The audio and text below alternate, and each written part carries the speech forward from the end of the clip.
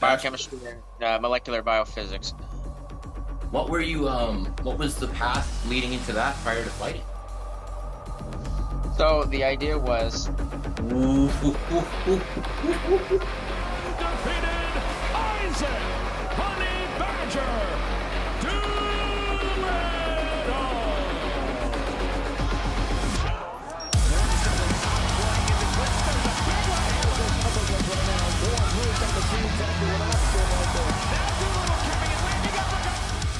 oh sure, thanks for doing this, Isaac. How you doing today, man? good. How are you? I'm lovely, sir. I'm lovely. Had a great chat with your nemesis yesterday. Oh, is that what it's being called now? I figured, especially if I was able to be, granted with that Ariel Helwani kind of permission of talking to both fighters, it was kind of cool to be able to kind of set this up. So again, I thank you, sir. Anytime. How's the knee doing, first of all? I know you were having some issues with that in the past. Feeling strong? Oh yeah, I blew it out. I tore my ACL lateral meniscus completely clean through on a Muay Thai fight, and then I think I competed on it 3 months later. Ay, Not even that. I think it was two. man. Yeah, 2 months later. Well, you fight through basically anything too, eh? Like not being able to see, getting your contact knocked out in the first round, and intestine issues, and you fight guys with 10-inch reach advantage. Freaking war with Mike Richmond, man. Like I'm really excited because you're saying that truly Richmond was really the only one that gave you what you wanted. And I'm excited because I think Jake's going to do exactly the same tomorrow. You guys' clinches are very strong. But like you said, the range management is going to be, kind of one of the main things. But also your your movement and in and out of the pocket style, and it's very similar to Jake. So I'm very very excited to see how this plays out. You and me both. The last guy I talked to, we've seen what I can do against taller guys with longer reach. I hit them hard and they start to run. You've seen what I can do against guys with my reach. So Yeah, it ends up being like chasing kids in the mall, eh? Just like you said. pretty much, I've done it enough to my kid. I'm tired of doing it to grown adults. Oh man. So that Jay Jackson fight was just an absolute war, eh? That just was really like it's incredible to you know, you don't expect a man to come like to just look regular again after those kind of battles. And fucking just incredible to be back and just stepping back in there, man, just made of steel. Oh yeah, Jay Jackson was made of iron. So was Boss Hogg.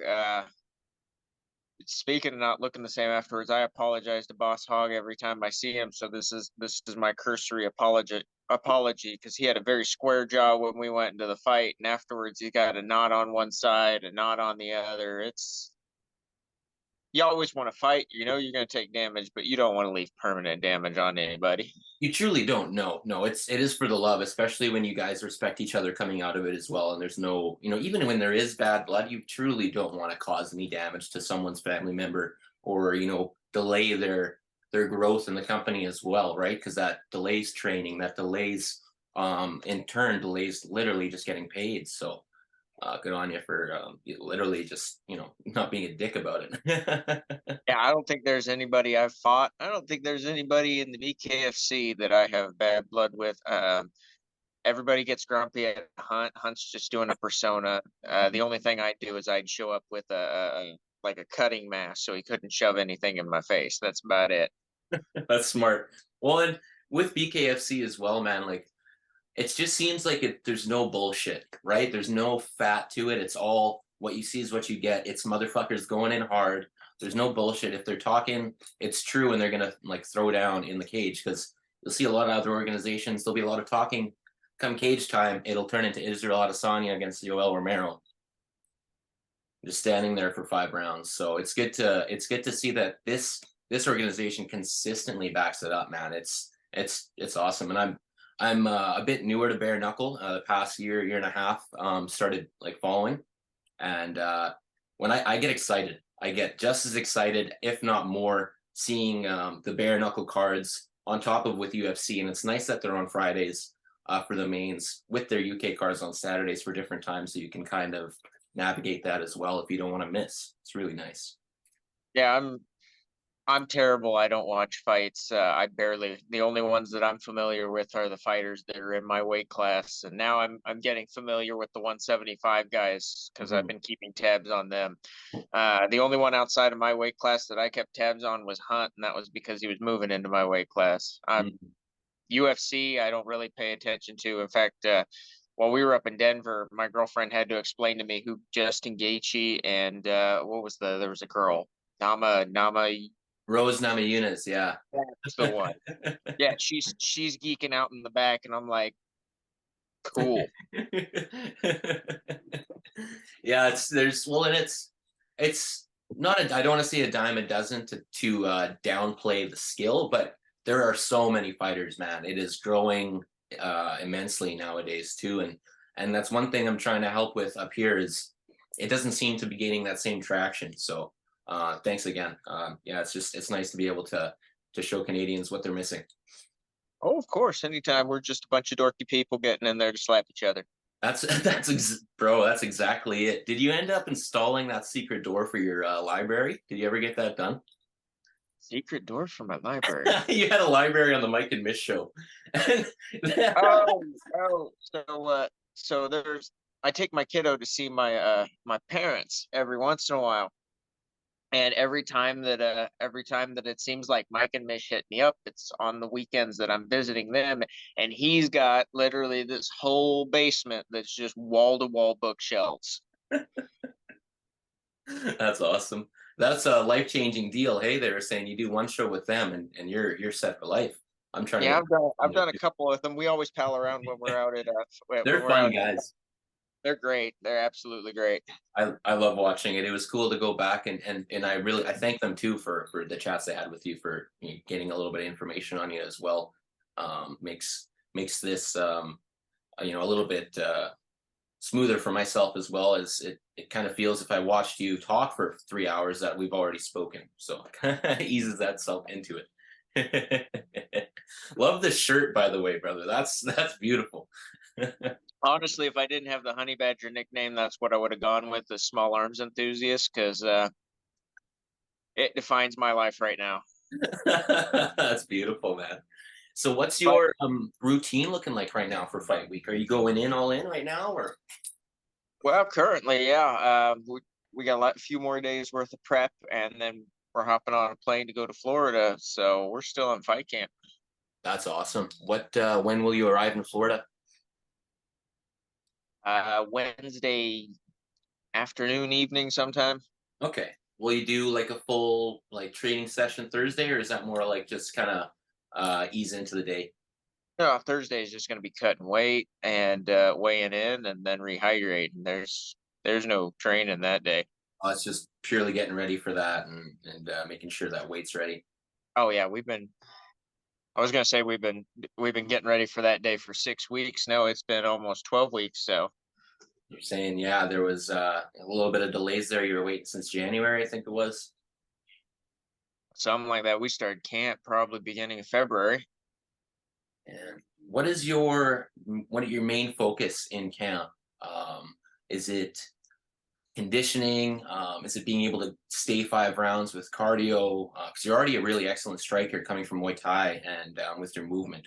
Is it just staying with the basics, or? So that makes me chuckle because I'm a Brazilian Jiu Jitsu guy. I didn't start striking until about 4 years ago. The Muay Thai fight was literally because we kept on trying to get MMA fights and nobody would fight because of the grappling and the ground and pound. And we had some 6'6" guy decide that he would fight me in Muay Thai, but not in grappling or not in MMA. And we'd already been training because we had something like 23 backouts. Oh my goodness. So we've been training solid for 6 months, just grinding it out. And we wanted basically something that was a final. We want the fight camp to end. So we took the fight. The reason my knee blew out is 6 months hard training. And then he kicked me and I kicked him, and just the tendons were done. it was maybe 12 seconds into the fight, and my knee tried to go that way. Man, that's like heart-wrenching. That takes a lot to just continue. That takes a lot to continue, man. Oh yeah, I was. You saw Teresa Segala's ankle went on her last fight. Yeah, That's dude. pretty much what my knee did. I had enough. Thankfully, I had enough quad stability that it kept it in line. So I hobbled for 3 rounds on the other leg, trying to punch this tall guy in the face. Oh man, I love what Teresa does too. She gets kind of the rap of like just being the ring girl, and so she'll come in, but she scraps and she'll come out Oh yeah. looking not like a ring girl. I'll tell you. Oh, trust me. My girlfriend, that was her first fight in bare knuckle, and she made her look like Megamind. That girl kept coming forward no matter what she did. I watched that. That was one of the because that was last year, BKFC Wichita, right? Yeah. Yeah, that was one of the first ones that got me into that, man. That was crazy. That was That was my Jay Jackson fight. oh man. Oh no shit, on the same card. So yeah. Holy shit. So co-main event, gaining traction, Miami. The next day there's the event in UK as well, right? It's BKFC 39. I believe so. Yeah.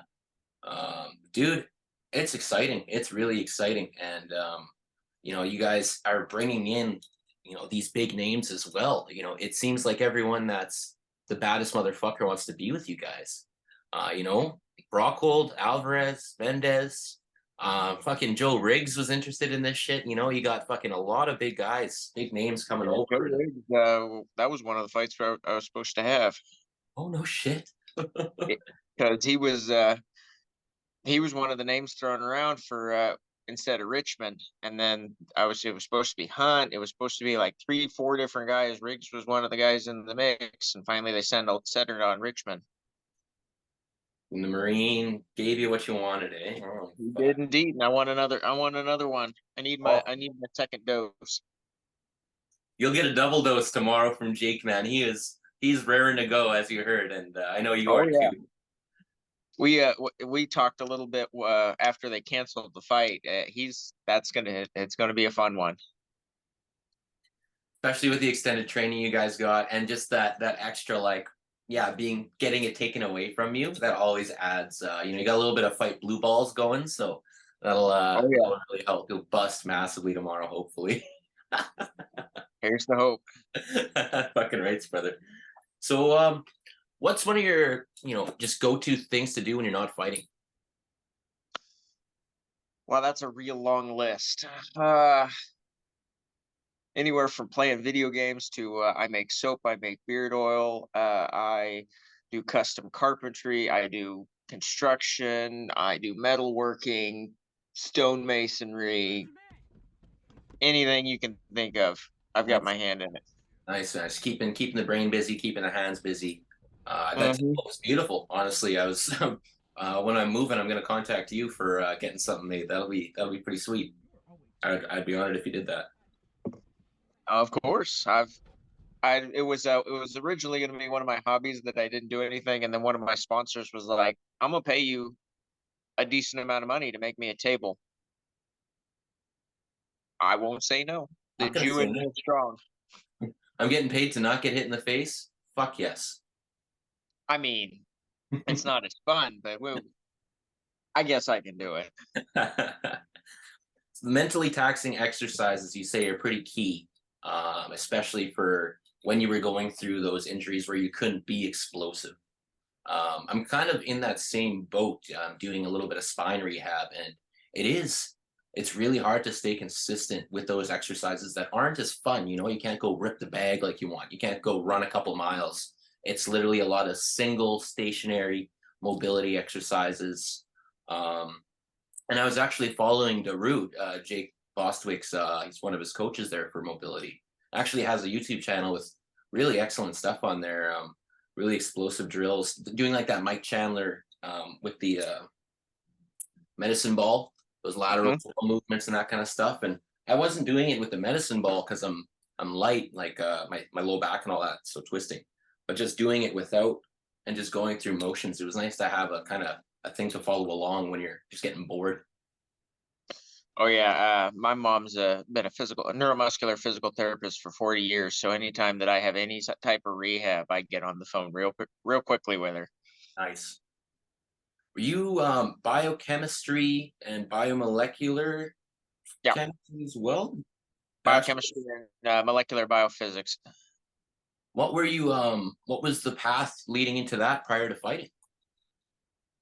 So the idea I was going to be a physical therapist, and then I ran into a chemistry teacher that actually made it interesting. So I veered off, and I wanted to do bionics, the integrated arms and prosthesis that you see. And then as I went farther into uh, study, I'm eventually probably going to go back and get my master's in biomedical engineering and my PhD in neurological integration in order to basically make fake eyeballs that are implantable for returning soldiers or whoever, and that actually work.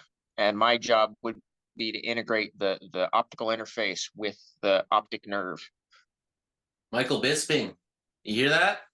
That'd be one of them. But Seriously. And I've got soldiers I've got too. a Both. lot of I got a lot of schooling and stuff before I start that lab. Well, that's something to look forward then to for the count. That's the idea. That's awesome. Well, we'll keep them on the line as soon as that's done.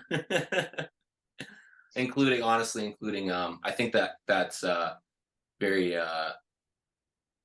integritous. Just to, yeah, putting the soldier first, honestly. Like not to get touchy or anything, just when people talk about Remembrance Day and it's like, oh, you just do it the one day. That's truly an everyday remembrance thing right there. So Well, when I was at another gym, and we were by an army base, and that's where I did probably a decade of Brazilian Jiu Jitsu.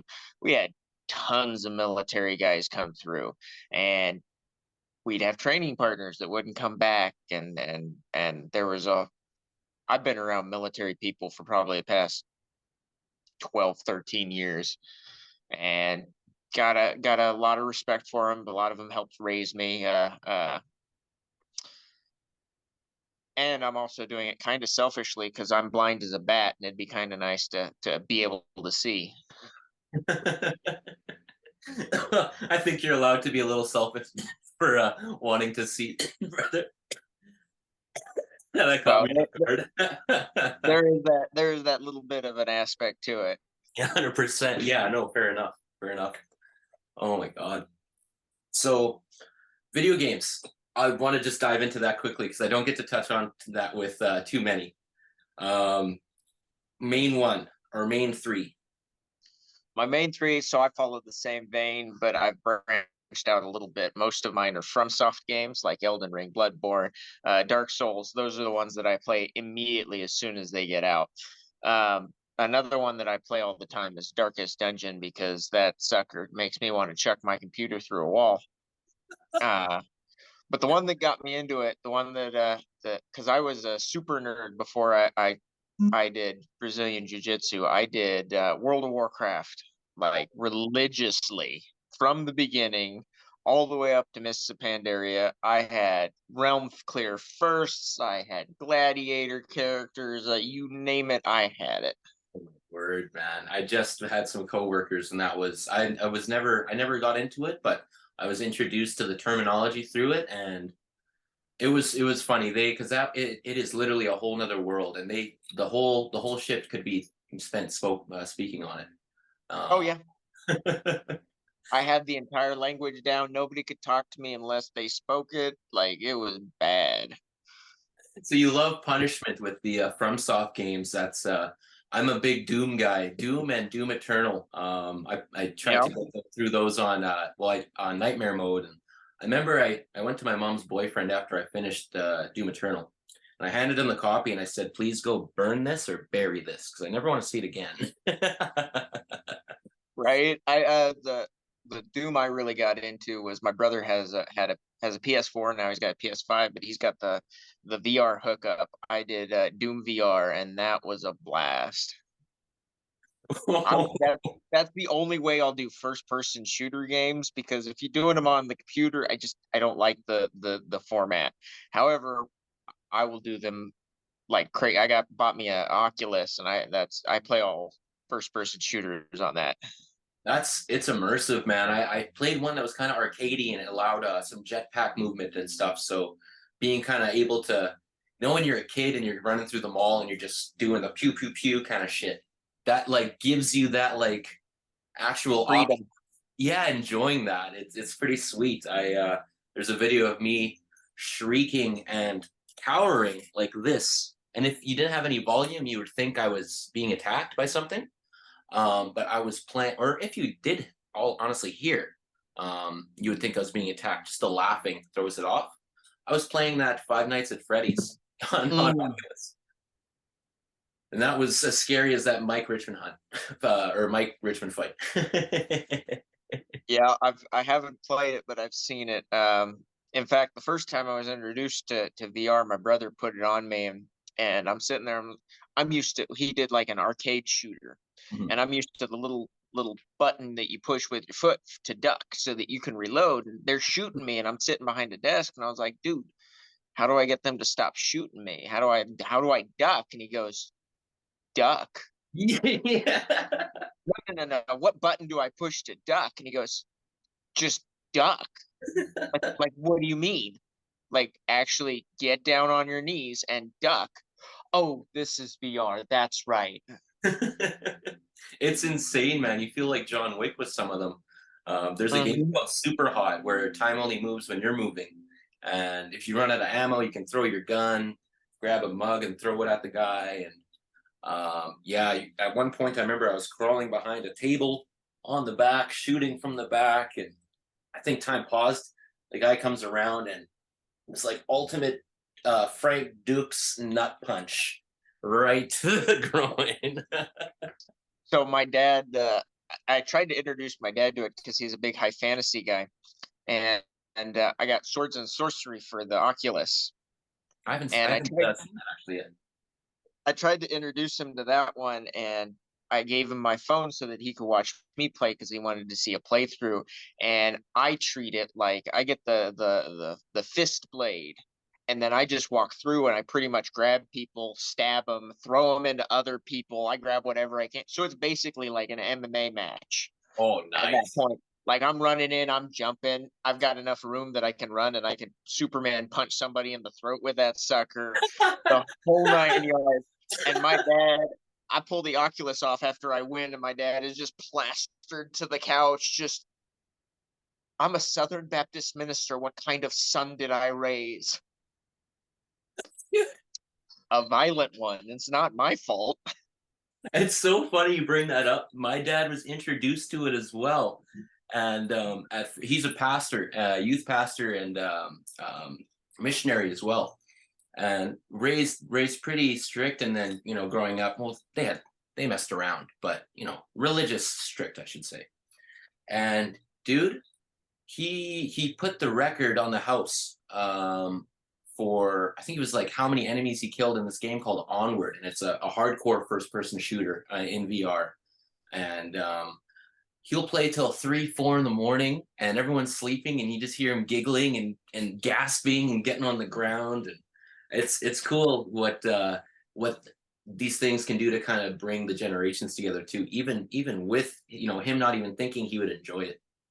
Oh yeah, my dad is strictly nonviolent. Like the game terrified him. He was, and then the way that I played it, because I'm like hurling bodies around, beating people to death with other people, and he was just horrified. Oh, Very that's right. For people that don't know too, because it goes on the screen as well as you're seeing it as well, right? So he had no idea what was going on. Like I had my hand out and I'm sitting there like this, and it's just me taking some corpse and beating another dude as I'm stabbing him with it. And he's like, what is wrong with you? Oh my goodness. So this Friday, 5-round co-main, or is it a 3-round co-main? 5 rounds. And those are 2-minute rounds, sir. Mm-hmm. Just like boxing. So this is heavy, man. This is heavy. I'm excited. There's going to be a lot of UK flags there, a lot of American flags there. That arena is going to be nice and packed. That's the Hard Rock Hollywood. I believe so. Yeah. I'm yeah, definitely trying to make my way down to one of those next events in the coming future, man, because that's an aura that I need to be around. Is just pure violence and blood in the air. It just looking at it even through the screen, you can just feel that tension in those rooms. It's awesome. Oh yeah, and the audience gets into it. They do indeed. Yeah, they truly do, brother. They truly do. So, title run. This a win with Jake, and then going forward, you can call out, well, you could call out anyone at any time, truly. But is the title something you're gunning for? Well, yeah, that was kind of the reason that I went down to 175 was I had the title shot for 185. Marine kind of derailed that, and Mm. then Boston or going down to 175 because if Hunt, who retained the title against Richmond, is going to be able to keep that title, he's going up to heavyweight. Then he's going to have to defend the cruiserweight title. Then he's going to have to defend the light heavyweight title again. Then he'll probably go back up to heavyweight. So it's going to be a while before and I can almost guarantee Richmond's going to get another shot at him. So it's going to be a while before there's any chance of fighting for that belt. So 175. Okay, okay. Well, it's good that you have the option to do that, and your body is allowing you to get down to that. How tall are you, sir? I am 5'10". 5'10". So that's still a solid 175 as well. I am 5'10" with the reach of a 5'1" woman. Shout out to my stepmother Priscilla. We tested this because there's a 5'1" girl at the gym, and she had like a quarter of an inch longer reach than I did.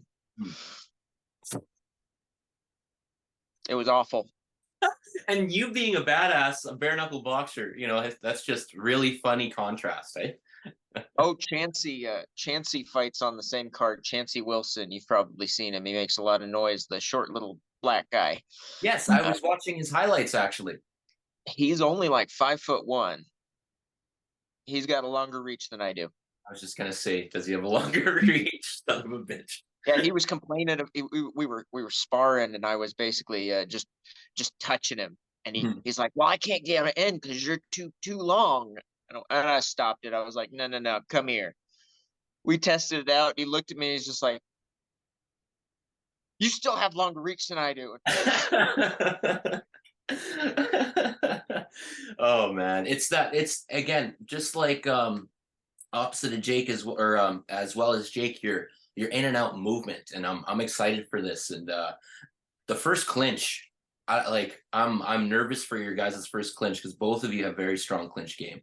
And he was talking about that as well, not your guys' fight, just people, other fighters who aren't aware, not in BKFC but MMA and boxers and stuff, where when they transition, they don't really utilize the clinch, and they don't understand how much damage can be done in there. Jake's last win was off of the clinch. Against, I forget the name's tripping, but Goldfish, I believe. Oh yeah, Fish Gold. Yeah, Goldfish. Yeah. Chris Something Fish. like that.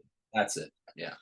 But yeah, I will be excited because this clinch looks pretty strong. Nobody's been able to even put a damper on my clinch at all.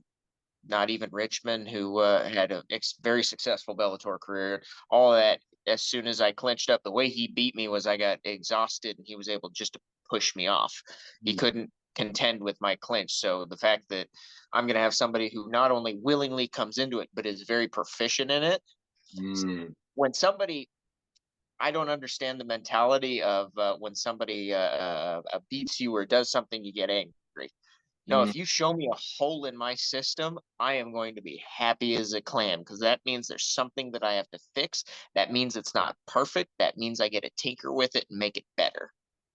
That's one of the things that should be taken from every loss, and that's one of the best ways to look at it, whether it be in life or in fighting as well, man.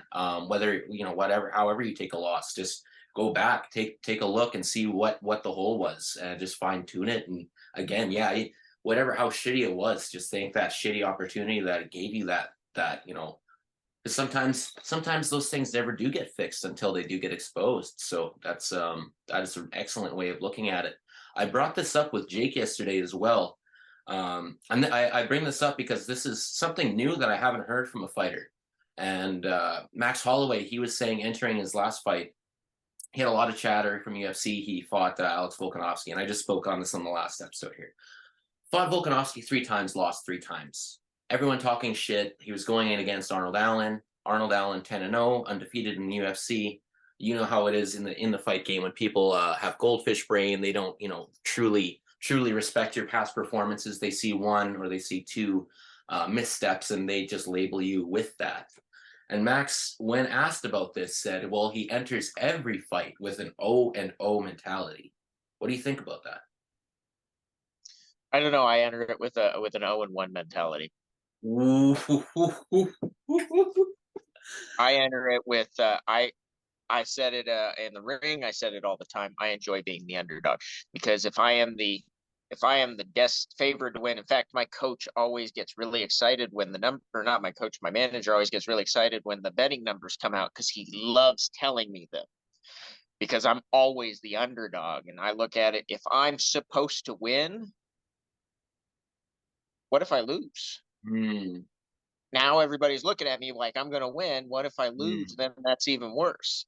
However, if I'm supposed to lose, I'm going to go out and I'm going to have all the fun I can have, because if I lose, I'm supposed to lose. If I win, well, fuck you all. I won.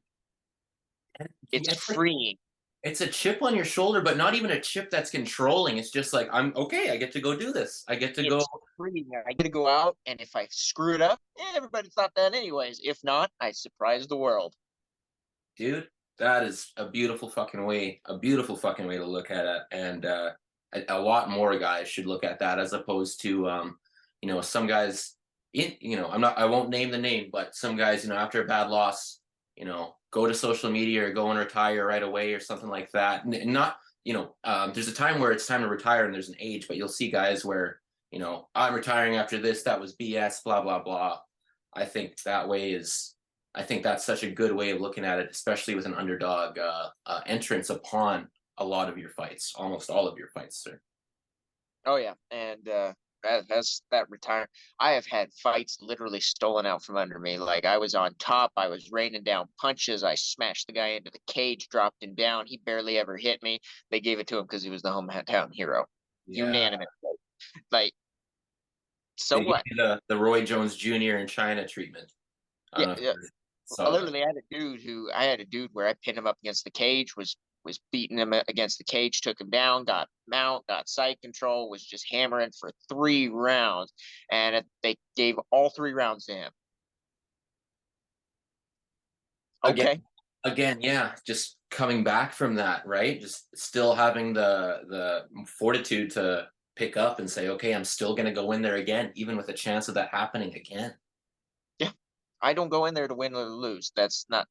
If I did that, this would not be the sport. I am genetically disproportionate to being a striker. I have short arms. I am stocky. I am heavy. Bostwick's the same way. He's built just like me. We are disproportionate for boxers. Boxers you think of as tall, lanky, ropey guys that can fire a jab from 6 feet away. This wouldn't be the sport if I was just in it to win. I'm in it to have fun. And if I win, cool. Always figure out a way to win. That's the joy of the game. You always figure out a way to win, no matter what. But a loss, that just means I've got more to learn. That's beautiful, man. That's absolutely beautiful, and that also encourages and pretty much guarantees a fucking barn burner of a fight when that's the mentality going into it, going in there to have fun, So that's, dude. I don't want to take too much more of your time. I know you're a busy man. It's fight week coming up, so I really want to thank you so much. Do you have any sponsors or anything you want to talk about, or anyone you want to call out, or anything you got to say to anyone whatsoever, sir? I've got Buck Petticourt and Patrick Shuck with Defense Midwest. Those are my biggest sponsors. They've been with me from day one. My company's Van Andy and Jekyll and Hyde. I sponsor myself because very, very few other people will. So, and then we got Annie Spence with Unbreakable Strength Co., Ray with Never Surrender Ammunition. Both of those, they just came on recently, and they're fantastic. And then I got my ride or die. He's usually on the crotch of my shorts. My buddy Wasito, the Mahalo Hammer. I keep on forgetting to do the triple X thing over his logo after the fight. I keep on forgetting. He keeps on looking at me. He's like, man, you're supposed to do it. I'm gonna all caps message you a bunch of times before the fight just to really make sure that if again, I told Jake this too. I'm kind of going in this, and I'm trying to be non-biased. I am rooting for both, just because the styles are so exciting. And I'm such a fucking great guy. hyped for Why the fight. wouldn't you root for him? Pardon me? Bostwick's such a great guy. Why wouldn't you root for him? He's an excellent guy, but like I said, it's just the from this professional side, I should say. Mr. T-Rex, Mr. Honey Badger, Isaac, thank you so much for coming on, man. I really appreciate your time, and good luck. You're very welcome. And if you ever want to see a face of sheer fun, watch my Jared Warren fight. We are laughing and cackling the whole way through the fight. Dude, I'll go check that out right now. Awesome. Again, thank you very much. And at one point he does a double overhook on me 2 times in a row, and I remember looking at him going, that is brilliant. I literally looked at him. I stopped in the middle and just went, that is brilliant. And he goes, well, I'm not wrestling with Godzilla. That's what's up, man. That's going in to have fun. That's how you get those performances and those lifelong memories too, brother. Oh my God. Oh yeah. All right. Isaac the Honey Badger Doolittle, folks. Appreciate you very much, sir. Thank you very much. We'll talk soon. I'd love to talk with you again after this fight, bro. Of course, anytime.